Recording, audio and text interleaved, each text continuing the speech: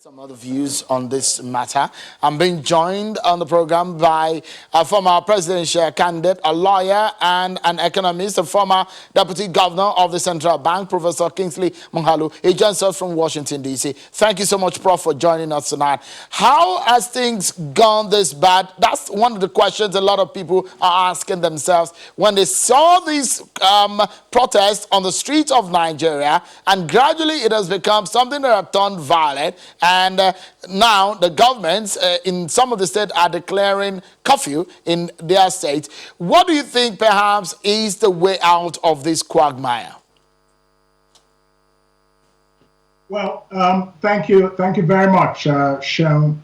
Let me give one immediate and quick solution to the quagmire in which we find ourselves right now. There are two things. One, the president of Nigeria, President Muhammadu Buhari, has to address the nation specifically on the End SARS movement. He should address the nation as a father to the children on the streets. He should address the nation as the president. This is leadership, not weakness. That's number one.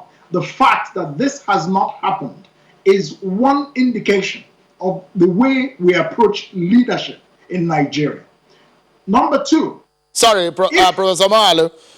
Sorry to cut into your line of conversation. Let's take this breaking news. Breaking news right here on Channels Television. We can report to you that gunshots reported at Lekki Toll Plaza, one of the scenes of the #EndSARS protests in Lagos. Breaking news right here on Channels Television. Gunshots reported at Lekki Toll Plaza, one of the scenes of the EndSARS protests in Lagos. We're staying right here. We have reporter on the scene to give us more details as we get them.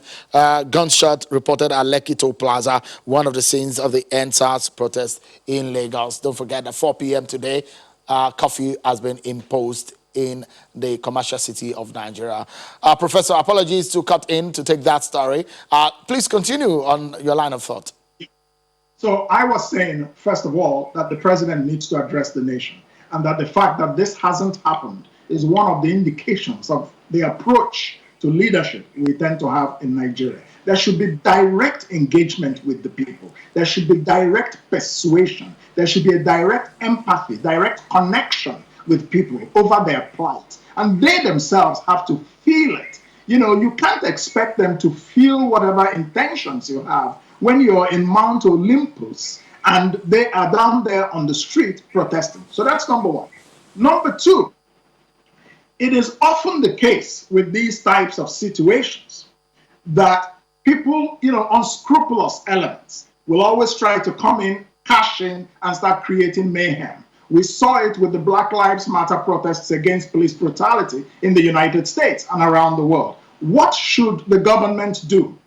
If the young people do not respect the curfew, I would still urge the government to use the police to protect them and serve as a wedge between peaceful protest and unscrupulous elements and hoodlums. I think if people see the police protecting the protesters, then those police people can take on hoodlums and bring them to justice, because peaceful protest is a fundamental right. So let me say very clearly about this matter of EndSARS. It is a reflection of the character of the Nigerian state, a state that has been marked by impunity, authoritarianism. It is supposed to be a democracy, but where's the voice of the youth who make up most of the population of our country?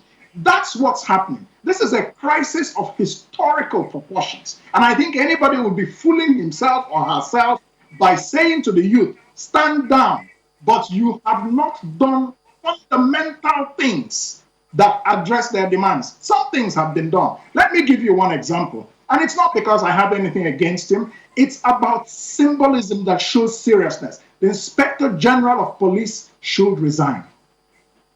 This EndSARS did not start today. It is the product of a culture of impunity. And who's at the head of the force? Is he taking responsibility? That's the point. This is the sort of thing that would send a strong message to the youth and let them know that they are being heard, respected, and that their lives matter. So I would All say right, that the president, Prof. You and within the frame of the law, and as we yeah, wrap up now, there is curfew in about at least 4 states of the federation. Now you have asked that police should be the ones to ensure law and order. Is the same police that agitations are against in this sense. People are now defying the curfew order. How do you then handle this situation from the people's point of view right now? yes, that is the point I'm making, because this is a test of the security institutions of the Nigerian state. Are they there to protect the lives and property of Nigerians, or are they there to protect the regime, the government, by putting down young people by force? They should not use force against the youth. That's my position. And if there is a conflict while maintaining law, if the protesters themselves start getting violent, of course the police should do the necessary. But if they are peaceful, then the police should protect them against hoodlums who may have been instigated to come and cause trouble. That's my position, because this is a foundational issue we're dealing with. Yeah. Professor Kingsley Malu, former Deputy Governor of the Central Bank of Nigeria, lawyer and economics, a former presidential candidate. Thank you indeed for talking to us tonight. We appreciate it. You're very welcome. Thank you.